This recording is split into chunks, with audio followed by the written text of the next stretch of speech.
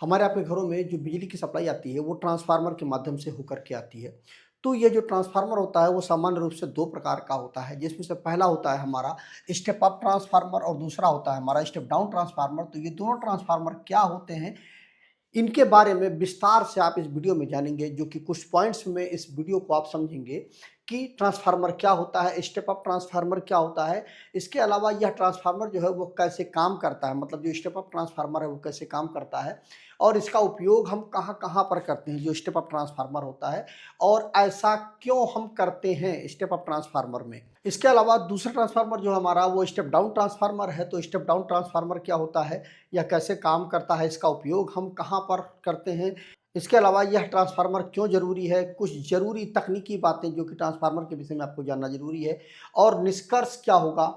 इस पूरी चीज़ को आप अच्छे से समझ जाएँगे, पूरी वीडियो को ध्यानपूर्वक देखते हैं तो आपका ये कॉन्सेप्ट स्टेप अप और स्टेप डाउन ट्रांसफार्मर का क्लियर हो जाएगा। तो आइए एक-एक करके समझते हैं। तो देखिए, जो हमारा ट्रांसफार्मर होता है, यह बिजली की दुनिया का एक बहुत ही बड़ा जादुई उपकरण है। जादुई मतलब ये हुआ कि यदि यह ट्रांसफार्मर ना होता तो हम आप अपने घरों में जो भी बिजली के उपकरण का उपयोग करते हैं वो नहीं कर पाते। क्यों? क्योंकि यही एक ऐसा युक्ति है जिसके माध्यम से हम बिजली को अपनी ज़रूरत के अनुसार बना लेते हैं। मतलब अगर हमें कम वोल्टेज की ज़रूरत है तो हम उसे कम वोल्टेज बना लेंगे, ज़्यादा वोल्टेज की हमें ज़रूरत है तो उससे हम ज़्यादा वोल्टेज बना लेंगे। हमें कम करंट की ज़रूरत है तो हम कम करंट बना लेंगे, ज़्यादा करंट की ज़रूरत है तो हम ज़्यादा करंट बना लेंगे।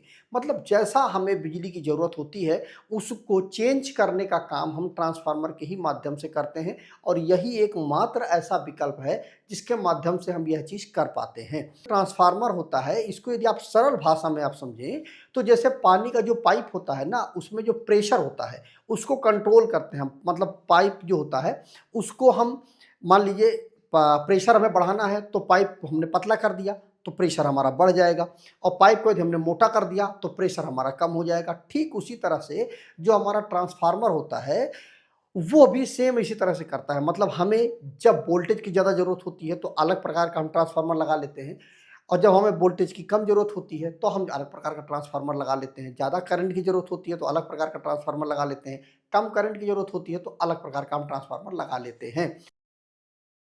ट्रांसफार्मर होता है वो होता क्या चीज़ है? देखिए, जो हमारा ट्रांसफार्मर होता है वो कुछ इस प्रकार सा देखने में आता है, कुछ इस प्रकार का होता है ट्रांसफार्मर। इसका स्ट्रक्चर, इसके बारे में, इसके जो पार्ट्स हैं, जैसे ये सारी चीज़ें आपको जो देखने में आ रही हैं, इनके विषय में मैंने एक वीडियो बनाई है प्रॉपर, काफ़ी बड़ी वीडियो है, लगभग आधे घंटे की वीडियो है। यदि आप देखना चाहें तो देख सकते हैं।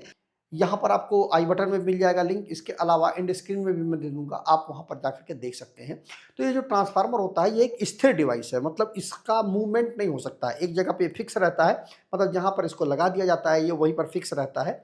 बस हमको जैसी ज़रूरत होती है वैसा इससे हम काम लेते हैं। मतलब इसमें कोई भी हिलने-डुलने वाला कोई मूविंग पार्ट इसमें नहीं लगाया जाता है। अब बात आती है ये कैसे काम करता है, तो ये फैराडे का जो लॉ ऑफ इलेक्ट्रोमैग्नेटिक इंडक्शन है उसके सिद्धांत पर यह ट्रांसफार्मर हमारा काम करता है। अब बात आती है ये करता क्या है?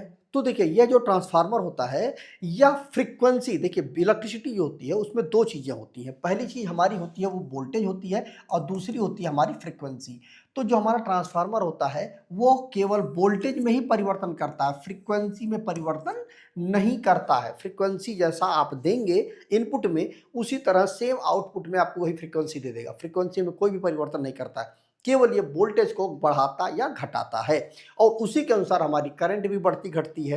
तो कुल मिलाकर के बात ये हुई कि केवल और केवल ये वोल्टेज में परिवर्तन करता है, फ्रीक्वेंसी में परिवर्तन नहीं करता है। प्रमुख रूप से ट्रांसफार्मर के 2 सबसे प्रमुख भाग होते हैं, जिसमें से हमारी 2 वाइंडिंगें होती हैं जिनके माध्यम से हम यह काम कर पाते हैं। जिसमें से हमारी जो पहली वाइंडिंग होती है ये हमारी प्राइमरी वाइंडिंग होती है, और दूसरी वाइंडिंग जो होती है हमारी वो सेकेंडरी वाइंडिंग होती है। मतलब प्राइमरी मतलब होता है कि जैसा नाम से क्लियर हो रहा है, प्राइमरी मतलब पहली जो वाइंडिंग होगी, मतलब जो बिजली का सोर्स जिस वाइंडिंग से हम सबसे पहले जोड़ते हैं उसको हम प्राइमरी वाइंडिंग बोलते हैं, और जिस सोर्स से हम, जिस साइड से हम जो बिजली है उसको हम आउटपुट में लेते हैं उसको हम सेकेंडरी वाइंडिंग बोलते हैं। मतलब प्राइमरी वाइंडिंग और सेकेंडरी वाइंडिंग। और इसमें यह जो भाग होता है जिनमें ये दोनों वाइंडिंग लिपटी हुई होती हैं उसको हम क्या बोलते हैं, कोर बोलते हैं।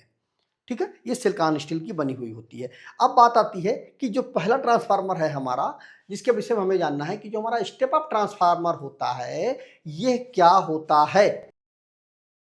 तो जैसा कि नाम से ही क्लियर हो रहा है, स्टेप अप, स्टेप अप मतलब आप जो स्टेयर होती है ना, सीढ़ियाँ जो होती हैं वो कैसी होती हैं, सीढ़ियाँ ऐसे ऐसे ऐसे ऐसे सीढ़ियाँ होती है ना, तो आप पहले एक सीढ़ी पर पैर रखते हैं, फिर दूसरे पर, फिर तीसरे पर, और आप छत पर पहुंच जाते हैं। मतलब ये हुआ कि जो ऊंचाई है आपकी वो बढ़ती चली जाती है। सेम उसी तरह से जो ये स्टेप अप ट्रांसफार्मर होता है वो वोल्टेज को बढ़ाता है, स्टेप अप कर देता है, बढ़ा देता है, उसकी जो स्तर होता है उसको बढ़ा देता है, जो स्टेप अप ट्रांसफार्मर होता है। अब बात आती है कि यह काम कैसे करता है जो स्टेप अप ट्रांसफार्मर होता है। तो जो स्टेप अप ट्रांसफार्मर जो होता है, इसकी जो प्राइमरी वाइंडिंग होती है, प्राइमरी मतलब जिधर से हम सप्लाई को कनेक्ट करते हैं ट्रांसफार्मर में, तो उसमें जो टर्न होते हैं, जो ये लपेटे होते हैं, जो कॉइल की जो लपेटे होती हैं, ये देखिए जो टर्न बने हुए हैं, जो टर्न बने हुए होते हैं उनकी जो संख्या होती है वो कम रखी जाती है। मतलब इधर साइड में हम क्या करेंगे, जो टर्न होंगे उसकी जो संख्या होगी वो कम होगी, और इस साइड में जो टर्न होंगे उनकी संख्या, तो इस साइड में टर्नों की संख्या कम होगी, इस साइड में टर्नों की संख्या ज्यादा होगी। तो हमारा कौन सा ट्रांसफार्मर हो जाएगा, हमारा स्टेप अप ट्रांसफार्मर हो जाएगा। अब इससे होगा क्या कि जब हम प्राइमरी साइड में सप्लाई देंगे तो चूंकि इधर टर्न जो कम है, तो यहां पर जब हम सप्लाई देंगे तो सेकेंडरी साइड में जब टर्न ज्यादा होते हैं उसकी वजह से जो वोल्टेज है हमारा वो बढ़ जाता है। स्टेप अप ट्रांसफार्मर में क्या होता है, जब सेकेंडरी साइड में टर्न ज्यादा होते हैं ना, तो उससे क्या होता है, वोल्टेज हमारा बढ़ जाता है। आप ऐसा समझो कि जिधर टर्न ज्यादा होंगे उस साइड में वोल्टेज बढ़ेगा। ठीक है, बस ऐसा आप समझ लीजिए। तो चूंकि स्टेप अप ट्रांसफार्मर आपने यूज किया है तो प्राइमरी साइड में टर्नों की संख्या कम है और सेकेंडरी साइड में टर्नों की संख्या ज्यादा है, तो हम प्राइमरी साइड में जब वोल्टेज को देंगे, कम वोल्टेज को देंगे, तो चूंकि स्टेप अप ट्रांसफार्मर है तो टर्नों की संख्या जिस साइड ज्यादा होगी उस साइड क्या होगा कि वोल्टेज को वो बढ़ जाएगा, और वो वोल्टेज फिर हम जिस जगह पे जिस काम में हमको लेना है उस काम में हम ले सकते हैं। कुल मिलाकर के बात ये हुई कि जो इनपुट साइड होता है वहां पर जो वोल्टेज होता है वो हम कम देते हैं, जिसकी वजह से चूंकि वोल्टेज जो है हमारा वो कम है तो वहां पर जो करंट होती है वो ज्यादा हो जाती है। वोल्टेज और करंट का जो रिलेशन होता है कि ये जो वोल्टेज है, अगर ये वोल्टेज बढ़ेगा तो जो करंट है हमारा वो कम हो जाएगा, और अगर ये वोल्टेज जो है वो कम होगा तो करंट जो है हमारी वो बढ़ जाएगी। अब चूंकि यहाँ पर जो ट्रांसफार्मर है हमारा वो स्टेप अप ट्रांसफार्मर है, तो प्राइमरी साइड में जो हमारा वोल्टेज होगा वो कम होगा, तो निश्चित बात है यहाँ पर जो करंट होगी, जो हमारा आई होगा वो ज्यादा हो जाएगा। ठीक है, और इधर साइड में जब वोल्टेज ज्यादा हो गया है तो हमारा जो करंट होगा वो कम हो जाएगा। ठीक है, और जब करंट कम हो जाएगा तो उससे हमारे बहुत सारे फायदे हो जाते हैं। कि इसका उपयोग हम कहां पर करते हैं, जो हमारा स्टेप अप ट्रांसफार्मर होता है, तो देखिए जो हमारा स्टेप अप ट्रांसफार्मर होता है, जैसा कि आपने जाना कि इसमें जो वोल्टेज है वो बढ़ जाता है, तो चूंकि जब वोल्टेज ज़्यादा हो जाएगा तो उसका हम डोमेस्टिक यूज के लिए तो उस वोल्टेज का हम उपयोग करेंगे नहीं, साधारण उपयोग के लिए हम तो लेना नहीं है। अब वो कहाँ पे उपयोग होगा, जो बड़े बड़े जो हमारे सब स्टेशन होते हैं, पावर स्टेशन होते हैं, वहाँ पर इनका उपयोग किया जाता है। इसमें क्या होता है कि जो हमारी बिजली की जो जनरेशन होती है, बिजली जो हम इलेक्ट्रिसिटी जब हम पैदा करते हैं टरबाइन के माध्यम से, तो जो इलेक्ट्रिसिटी पैदा होती है वो कितनी पैदा होती है, वो 11 केवी में पैदा होती है, जो इलेक्ट्रिसिटी जो पैदा होती है। अब हम इसी स्टेप अप ट्रांसफार्मर का उपयोग कर करके प्राइमरी साइड में हम क्या करते हैं कि इसी 11 केवी को देते हैं, तो हम अपनी ज़रूरत के अनुसार इस वोल्टेज को बढ़ा करके हम इसको एक स्थान से दूसरे स्थान तक, मतलब बड़े बड़े दूर दूर शहरों तक हम इस वोल्टेज को पहुंचा पाते हैं। क्योंकि वोल्टेज जब बढ़ जाएगा तो करंट कम हो जाएगा, और जब करंट कम हो जाएगा तो उससे क्या होगा कि हमारा जो खर्चा होता है, जो मतलब जो ट्रांसमिशन जो लाइनें हैं उनको, मतलब चूंकि देखिए सारा खेल जो होता है वो करंट का होता है। जब करंट ज़्यादा होगी तो जो हमारा तार होता है वो मोटा लगाना पड़ेगा, क्योंकि करंट की वजह से जो क्रॉस सेक्शन एरिया होता है तार का, तार की मोटाई जो होती है वो ज़्यादा हो जाती है। तो अब हम क्या करेंगे, जब वोल्टेज को बढ़ा देंगे तो करंट जो होती है वो कम हो जाएगी, और जब करंट कम हो जाएगी तो तार जो होते हैं इनमें वो पतले पतले तार यूज होते हैं। लेकिन अगर यहीं पर करंट ज़्यादा हो जाए तो ये तार मोटे मोटे होंगे, और मोटे मोटे होंगे तो उनका वजन ज़्यादा हो जाएगा, तो ये जो टावर होते हैं उनका वजन उठा नहीं पाएंगे। इसीलिए वोल्टेज को बढ़ा दिया जाता है, बढ़ा करके ट्रांसमिट किया जाता है। तो उससे बेनिफिट क्या मिल जाता है कि चूंकि वोल्टेज बहुत ज़्यादा कर दिया जाता है तो जो बीच में, अब चूंकि क्या होता है, ये जो तार होते हैं ना, इन तारों का अपना एक रेजिस्टेंस होता है, एक प्रतिरोध होता है। अब चूंकि इसमें जो वोल्टेज है वो बहुत ज़्यादा बढ़ा दिया गया है। तो जब वोल्टेज ज़्यादा हो जाता है तो ये जो रेजिस्टेंस है वो इतना नहीं होता है कि बहुत ज़्यादा लॉस करे।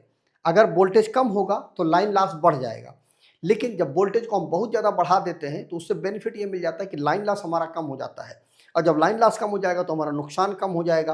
तो दूर दूर शहरों तक भेजने के लिए हम स्टेप अप ट्रांसफार्मर से वोल्टेज को बढ़ा करके हम उसको 1,32,000 4,00,000 वोल्टेज, जितना मतलब हमें ज़रूरत होती है उतना हम वोल्टेज बढ़ा देते हैं, और फिर उसको हम ट्रांसमिशन लाइन के द्वारा एक जगह से दूसरी जगह तक हम भेजते हैं। इसको हम ऐसा करते क्यों हैं? तो जैसा मैंने आपको बताया कि जब वोल्टेज बढ़ा देते हैं हम तो करंट कम हो जाता है, और जब करंट कम हो जाएगा तो उससे क्या होगा कि जो तार होते हैं वो हमें पतले लगाने पड़ेंगे, और पतले तार लगाएंगे तो उससे हमारा जो खर्चा होता है वोल्टेज को एक जगह से मतलब इलेक्ट्रिसिटी को एक जगह से दूसरी जगह तक भेजने का, वो खर्चा कम हो जाता है। इसके अलावा जो हमारा लाइन लॉस है, नुकसान है, वो बहुत ही कम हो जाता है वोल्टेज बढ़ा बढ़ा देने की वजह से। दूसरा जो ट्रांसफार्मर होता है वो हमारा स्टेप डाउन ट्रांसफार्मर होता है। अब ये क्या होता है कि तो जैसा मैंने आपको बताया कि स्टेप अप ट्रांसफार्मर मतलब स्टेप अप मतलब नीचे से ऊपर की तरफ वोल्टेज बढ़ेगा, कम से ज़्यादा की तरफ वोल्टेज जाएगा। लेकिन जब स्टेप डाउन ट्रांसफार्मर का उपयोग करेंगे तो वो क्या होता है, जैसा नाम से क्लियर हो रहा है स्टेप डाउन, तो ये क्या करेगा, एक स्टेप नीचे आएगा। अब इसमें क्या करेंगे कि जो हमारा प्राइमरी साइड है उसमें वोल्टेज हम ज़्यादा देंगे तो हमें सेकेंडरी साइड में हमें कम वोल्टेज मिलेगी, जो कि हमारे उपयोग के लिए हो जाएगी। क्योंकि हमारे घरों में कितनी वोल्टेज आती है, हमारे घरों में 220 वोल्ट या 415 वोल्ट ही तो आता है। तो अब हमारे डोमेस्टिक उपयोग के लिए यही 220 या 415 वोल्ट ही होता है। तो इसके लायक हमें बनाने के लिए अब हमें ट्रांसमिट तो करना नहीं है, हमें यूज करना है अपने घरों में। तो प्राइमरी साइड में हम क्या करते हैं, वोल्टेज ज़्यादा देते हैं, तो हमें सेकेंडरी साइड में जो वोल्टेज है वो हमारा कम हो जाता है। और जब हमारा जो वोल्टेज है वो कम हो जाएगा तो करंट हमारी बढ़ जाएगी, और करंट बढ़ जाएगी तो वही करंट का हम उपयोग करते हैं। अब कुल मिलाकर के बात ये होती है कि यह कैसे काम करता है जो हमारा स्टेप डाउन ट्रांसफार्मर होता है। तो जैसा कि मैंने आपको बताया कि जब हमारा स्टेप अप ट्रांसफार्मर होता है तो स्टेप अप ट्रांसफार्मर में क्या होगा, सेकेंडरी साइड में टर्नों की संख्या ज़्यादा होगी, प्राइमरी साइड में टर्नों की संख्या कम होगी। लेकिन जब हम स्टेप डाउन ट्रांसफार्मर लेंगे तो ये जस्ट उल्टा हो जाएगा, और जब उल्टा हो जाएगा तो प्राइमरी साइड में हमारे टर्नों की संख्या ज़्यादा हो जाएगी और सेकेंडरी साइड में टर्नों की संख्या कम हो जाएगी। और जब टर्नों की संख्या कम हो जाएगी तो सेकेंडरी साइड में हमें वोल्टेज कम होगा और प्राइमरी साइड में हमें वोल्टेज ज़्यादा देना पड़ेगा। टर्नों की संख्या ज़्यादा होगी और जो हमारा सेकेंडरी साइड होगा इसमें टर्नों की संख्या हमारा कम होगी। ठीक है, ये चीज होता है हमारा step up step down transformer में। तो यहां पर ट्रांसफार्मर ने क्या किया, हाई वोल्टेज को लो वोल्टेज में चेंज कर देगा। जो हमारा प्राइमरी साइड होगा उसमें क्या होगा, वोल्टेज जो है वो ज़्यादा हो जाएगा और करंट हमारा कम हो जाएगा, और सेकेंडरी साइड में वोल्टेज हमारा कम हो जाएगा और करंट हमारी ज़्यादा हो जाएगी। ये हो गया हमारा जो हमारा स्टेप डाउन ट्रांसफार्मर है। इसका उपयोग हम कहाँ पर करते हैं, जो हमारा स्टेप डाउन ट्रांसफार्मर होता है। तो स्टेप डाउन जो ट्रांसफार्मर होता है वो हमारे घरों के आसपास मोहल्ले में जिन ट्रांसफार्मरों का यूज होता है वो हमारे स्टेप डाउन ट्रांसफार्मर होते हैं। मतलब इसमें क्या होता है, प्राइमरी साइड में हम 11 kV या 33 kV देते हैं, और ज़रूरत के अनुसार जैसा हमें चाहिए 415 वोल्ट चाहिए या 220 वोल्ट चाहिए, तो इस प्रकार से वो हमारा स्टेप डाउन करके हमें वोल्टेज को दे देता है, और फिर उससे हम अपने घर के पंखे, टीवी, ये सारी चीज़ें हम चलाते हैं। मोबाइल का जो चार्जर होता है वो स्टेप डाउन ट्रांसफार्मर उसमें लगा हुआ होता है, तो हाई वोल्टेज 220 वोल्ट को ये कम वोल्टेज में चेंज करता है। ठीक है, इसके अलावा वेल्डिंग जो मशीन होती है इसमें करंट की हमें ज़्यादा ज़रूरत होती है, तो जब करंट की ज़्यादा ज़रूरत होगी तो इसमें भी हमारा जो स्टेप डाउन ट्रांसफार्मर का उपयोग किया जाता है, तो हमारा वोल्टेज जो होती है वो कम हो जाती है और करंट हमारी बढ़ जाती है। तो इस प्रकार से हम इसका उपयोग करते हैं। अब बात आती है कि हम यह क्यों जरूरी है हमारा स्टेप डाउन ट्रांसफार्मर। कल्पना कीजिए कि यह जो ट्रांसफार्मर अगर ना बनाया गया होता, ना होता, तो कम वोल्टेज पर बिजली को हम, या मतलब जिस वोल्टेज पर हम बिजली को पैदा करते उसी वोल्टेज पर, मान लीजिए हम 11 kV पर ही बिजली को पैदा करते और 11 kV पर हम बिजली को भेज देते। अब चूंकि दूर दूर तक हम इलेक्ट्रिसिटी को भेजते तो वहाँ पर क्या होता कि चूंकि वोल्टेज कम होता तो इससे क्या होगा कि जो तारों का जो रेजिस्टेंस है वो बहुत ज़्यादा हो जाता, जिसकी वजह से लाइन सप्लाई होते होते होते होते रेजिस्टेंस की वजह से वोल्टेज ड्रॉप इतना ज़्यादा हो जाता, जिसकी वजह से जो हमारी इलेक्ट्रिसिटी है वो एक शहर से दूसरे शहर तक पहुंच ही नहीं पाती, बीच में ही ख़त्म हो जाती। और जब बीच में ही खत्म हो जाती तो हमें इलेक्ट्रिसिटी हमारी पहुंच नहीं पाती, तो ये बहुत बड़ा हमारा लॉस होता है। अब हम क्या करते हैं कि जो हमारा ट्रांसफार्मर है उससे हम वोल्टेज को बढ़ा करके एक स्थान से दूसरे स्थान तक हाई वोल्टेज में भेज देते हैं, तो लाइन लॉस बहुत कम हो जाता है, और लाइन लॉस कम हो जाता है उससे क्या होता है, हमारा लॉसेस कम हो जाता है। फिर जहाँ पर हमें जरूरत होती है वहाँ पर फिर हम उल्टा ट्रांसफार्मर को लगा देते हैं, मतलब स्टेप डाउन ट्रांसफार्मर लगा देते हैं, और फिर हाई वोल्टेज को लो वोल्टेज में चेंज कर देते हैं, और फिर उसी इलेक्ट्रिसिटी को हम अपने यूज में ले लेते हैं, तो हमारा काम भी हो जाता है और लॉसेस भी हमारे बहुत ही कम हो जाते हैं। अब बात आती है कि कुछ जरूरी और तकनीकी बातें भी आपको बहुत ज़्यादा जानना जरूरी है। मतलब ये हुआ कि जो हमारा ट्रांसफार्मर होता है इसमें लॉसेस, चूंकि इसमें कोई मूविंग पार्ट नहीं होता है, मतलब मूव करने वाला कोई भाग नहीं होता, इसलिए इसका जो एफिशिएंसी होती है वो लगभग 98-99% तक होती है। इसमें लॉसेस बहुत ही कम होता है। और इसमें जो कोर होता है वो सिलिकॉन स्टील का बनाया जाता है, पतली पतली स्ट्रिप्स के रूप में बनाया जाता है। इसके विषय में मैंने एक विस्तार से वीडियो बनाया है, आप उस वीडियो को जरूर देखिएगा, एंड स्क्रीन में मैं दे दूंगा, आप जरूर देखिएगा, उससे आपको काफ़ी कुछ क्लियर हो जाएगा। तो सिलिकॉन स्टील का बनाया जाता है जिससे हमारा जो एडी करंट लॉस है वो बहुत ही कम हो जाता है। इसके अलावा कूलिंग को, मतलब ट्रांसफार्मर को ठंडा रखने के लिए, क्योंकि इससे जब हम करंट लेते हैं तो क्या होगा कि जहाँ पर भी करंट फ्लो होगी वहाँ पर हीटिंग होगी, और उस हीटिंग को कम करने के लिए, खत्म करने के लिए हम ट्रांसफार्मर ऑयल का उपयोग करते हैं। इसके विषय में मैंने विस्तार से उस वीडियो में समझाया, आप जरूर देखिएगा। अब बात आती है कि निष्कर्ष क्या है। तो निष्कर्ष इसमें यह निकलता है कि जब हमें बिजली को एक स्थान से दूसरे स्थान तक भेजना है तो स्टेप अप ट्रांसफार्मर की मदद से हम वोल्टेज को बढ़ा देते हैं। उससे क्या होता है कि एक स्थान से दूसरे स्थान तक हाई वोल्टेज जब हम भेजते हैं तो लॉसेज हमारे कम हो जाते हैं, जिसकी वजह से हमारा नुकसान बहुत ही कम हो जाता है। और चूंकि वोल्टेज ज़्यादा है इसलिए करंट कम हो जाती है, और जब करंट कम हो जाती है तो जो तार हैं वो पतले हमें लगाने पड़ते हैं, जो स्ट्रक्चर है इन तारों को उठाने के लिए, संभालने के लिए, वो स्ट्रक्चर भी हमें हल्का बनाना पड़ता है। तो इससे हमारा जो खर्च है इलेक्ट्रिसिटी को ट्रांसमिट करने का वो बहुत ही कम हो जाता है। और फिर जब जहाँ पर हमें इलेक्ट्रिसिटी का उपयोग करना होता है वहाँ पर हम स्टेप डाउन ट्रांसफार्मर लगा करके फिर हम उस इलेक्ट्रिसिटी को घरों घरों में भेज देते हैं, जिससे वो इलेक्ट्रिसिटी बहुत ही कम लॉस के साथ में, बहुत ही कम नुकसान के साथ में सभी के घर में पहुँच जाती है, और हम उस इलेक्ट्रिसिटी का उपयोग करके अपने घर की दैनिक चीज़ें चला पाते हैं। तो मुझे उम्मीद है कि आपको यह चीज़ अच्छे से क्लियर हुई होगी कि स्टेप अप और स्टेप डाउन ट्रांसफार्मर क्या होता है, कैसे काम करता है, इसके बारे में पूरी जानकारी आपको मिल गई होगी। कमेंट करके जरूर बताइएगा वीडियो कैसा लगा। मिलते हैं किसी और वीडियो। जय हिंद।